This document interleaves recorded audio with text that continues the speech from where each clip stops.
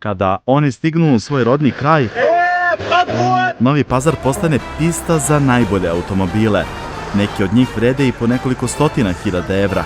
Ima i onih nešto jeftinijih, ali svakako privlače poglede prolaznika. Ali dobar. Da, dobro, 70-80 hiljada. A jedno 50 hiljada. Za tvoj standard tamo u Nemačkoj, kakav je ovaj auto? Skup. A za ovaj ovdje standard još skuplji? Preskup. Zaradi se. Sad znaš kako, mi radimo, borimo se toliko godine, jer nama novac baš iskreno ne pada sa neba. Volim, ali najviše ovdje volim. Najljepše ovdje. Kada sva ova vozila vidite na ulicama Novog Pazara, znate da su u grad stigli gastarbajteri. Sa najboljim automobilima u svoj rodni kraj stigli su i Muamer Hukić i Nečko Turković. Hey BMW, Beifahrertür schließen. Soll ich die Beifahrertür schließen? Ja. Govore komande sve, sad moram na primjer da rekneš da mi piće i on tu je frižider i spusti piće dole. Ništa mu ne treba, Ja ne znam ni sam što ne može, razumiješ, da pije, a stvarno ekstra ovo.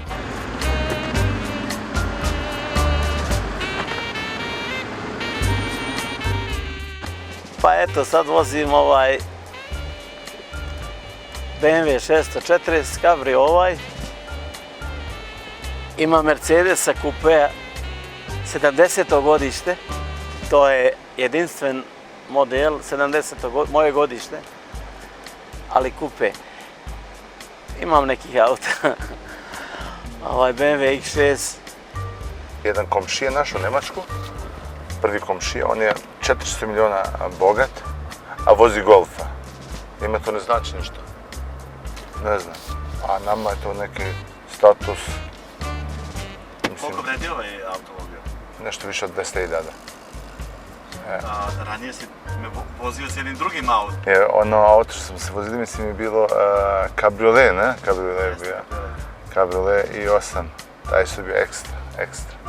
Za udobnost dobro auto, pošto kažem, ja živim u Hamburgu, to je 2000 km od Pazara i taj put treba preći sa familijom, znate kako je.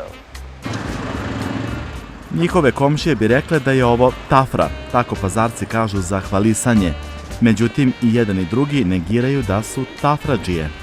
To je u sklopu života, ti kad izađeš u grad, hoćeš da si doteran, da si lijep, da te vide cure i ti njih i one tebe, razumiješ? I to je isto tako i sa autima, onaj što ima on to pokazuje, dobra cura, ona se dobro šminka, skupu šminku, skupu garderobu, sve je to u sklopu života. I sad, malo je to uočljivo kad naši momci koji dolaze iz inostranstva, ta auta, ali da vam pravo kažem, i to treba neko da kupi, to treba neko da plati, nije to lako. Za njih dvojicu su vozila koje su doterali iz daleke Nemačke najmanje čime mogu da se pohvale. Muamer Hukić je decenijama među najboljim bokserima na svijetu. Najveći državnici danas su njegovi najbolji prijatelji. Pa mislim to prepoznaje samo ta uspjeh čovjek što je imao, da ga oni to poštuju. Imam dosta tije drugara, mislim, Rusija, Čečenija, Turska, veoma jako, Amerika, Srbija je to da kod nas. I svi cijenu moj rad, moj trud, moj uspjeh. I ja, kogo je dobar prema mene, ja sam još bolji prema njemu. Pa bilo koji to bio, bilo koja nacija, bilo šta. Pa jedan ti je najveći, ti je Ramzan Kadirov. On ti je predsjednik Čečenije i on je stvarno moćan. Često sam ja njegov gost, stvarno često. To je legenda institucije, sad samo nažalost u Nemačku ne smijem više to ime da spomenujem, pošto on je sad aktualno tamo na toj listi, ne samo on, nego njegova cijela grupa. I njegovo ime stvarno tamo po Nemačku svaki dan u štampu, ali po lošom smislu, zbog ovog dešavanja što se dešava aktualno po Ukrajini tamo. Tako nešto u tuđini kupiti se nema. Nečko je u Nemačkoj uspešan muzičar, zabavlja naše ljude, a kada zapeva o rodnom kraju, u srce dira. Moja svaka pjesma, oče moj majko stara, ljubim ruke majci, selam iz Tutine. svaka pjesma govori to što sam ja shvatio, to što mi je na srcu, to je sve prenijeto u spotovima, na platnu, video, na ekranu. Tu emociju, te su pjesme tako postale popularne, hvala Bogu, zato što je narod osjetio tu istinu. Ja sam to s emocijom donio jer to sam ja, to je život moj, ja sam ga tako osjetio i to ne bi niko mogao da mi objasni ili da mi pokaže kako. To sam mogao samo ja da iznesem iz sebe i to je ono što sam ja. I moj rodni kraj gdje je moj otac rođen u Doliće na Pešteri, u kojoj se ja svaki drugi dan idem i najbolje se osjećam kad sam u tim pešterskim livadama. Nije bilo lako. Najprije hrabrost i upornost, a onda i želja za boljim uslovima života. Ne uspeo u inostranstvu svako. Pa eto, sudbina. Sudbina, ja se sjećam kad sam otišao, to je bilo davne 88. godine.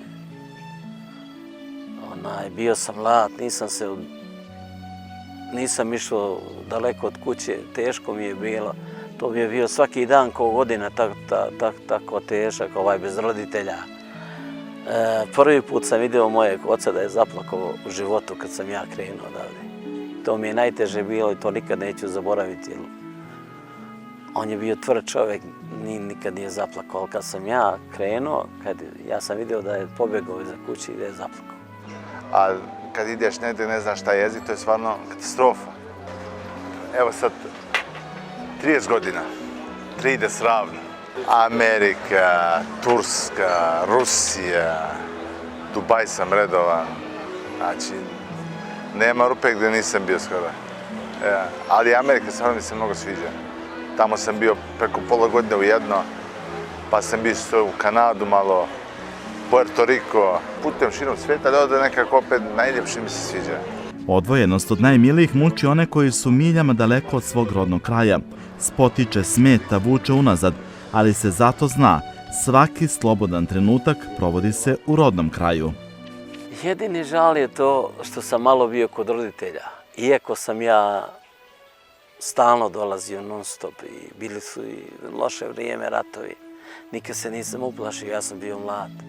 Uvijek sam dolazio redovno, najmanje 7-8 puta godišnje, to je dosta. Dobrodošao sine, iz klete tuđine. Obojica su sa Pešterski visoravni. Nečko o svom selu često zapeva, a Muamer se seti ugla o kome govori i prijateljima.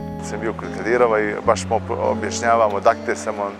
Misli, to je negdje, ne znam, Bog jedini zna, Amerika. Rekao, ne, to ti je Srbija, Sandžak, Novi Pazar, ugao, razumiješ. I to je mnogo, pa na kartu, telefon, zumira, pokazujem i mnogo mi je drago isto, pošto oni su zainteresovani da znaju to, razumiješ. Pogotovo takve ličnosti, to je moj raj. Bilo kada dođem, onda idem tamo. Tu sam porastao, tu sam živio do 8. godine, a sad sam širom svijeta, svugde. I kad samo pomislim odakle dolazim i sad gdje sam. Kažu sada je svuda teško, ekonomska kriza itekako se osjeća i u ekonomski najjačim zemljama. Pa znaš kako, moja supruga mi više puta priča to kad ide da kupuje namirnice, stvarno sve poskupljalo. Plate su iste, na primjer margarina bila 49 centi, sad je 2,5 evra. Zejtin isto evro na skoro 5. Novi Pazar se gradi, ovdje stižu majstori iz Turske i drugih zemalja, a mladi odlaze na građevinu u Nemačkoj.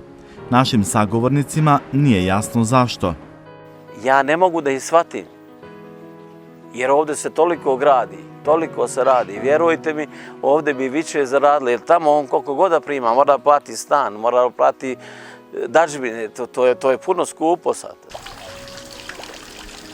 Trude se da, pošto su se skućili u Nemačkoj, sada ulažu u svoj rodni kraj. Ovo je kuća koju Nečko podiže u Novom Pazaru.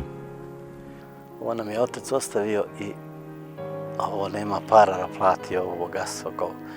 I sad još kad na njoj, eto, nikne ovaka kućica. Što kažu, onaj šlag na torti. Ovo je moj brat rođeni, crtao Da vam pravo kažem, ja sam htio malo manje, ali on mi ovo crtao i kaže, ja napravio drugi plan, manji. I on me zove uveče, kaže, brate, sretno ujutru u temelji. Rekao, hvala ti, brate moj, ali kaže, ako mi hoćeš hatar, napravi, kaže, ono sam ja crtao. Tokom čitave godine oni svojim novcem pomažu rođake i prijatelje. Koga ćeš da pomogneš, ako ne pomogneš tetku, strinu, brata, znači to je, kod mene je to nešto normalno. Znači, ko je u mogućnosti, normalno, nije lako ni tamo ljudi koji rade u jedan posao i tamo je sve skupo, skup je život svugda. I to se primećuje uvek kad dođu stranci naši, koji ja što sam, velika infuzija odastaje financijska u gradu, što je mnogo lijepo u cijeloj državi. Ali pošto je kriza potrefila tu Nemačku, što zbog ovog situacije što je sad aktuelna, to je veoma, veoma loše. Ovih dana baš dosta ima ljudi koji su došli iz inostranstva.